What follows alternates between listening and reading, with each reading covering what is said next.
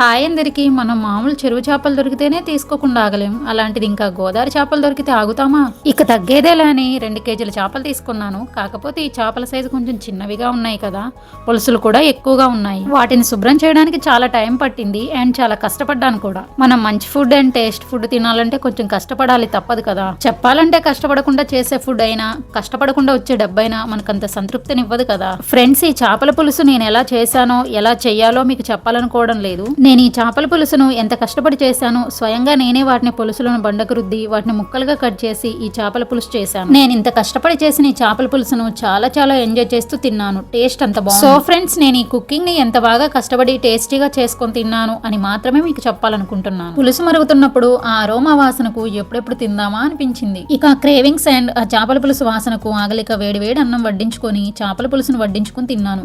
Super అంటే super గా ఉంది. సో మీరు కూడా ఇష్టంగా కష్టంగా ఒకసారి ట్రై చేయండి. చాలా చాలా టేస్టీగా ఉంటుంది. ఎందుకంటే మీరు పెట్టిన ఎఫర్ట్స్ వల్ల ఏ కర్రీ అయినా చాలా టేస్టీగా మారుతుంది.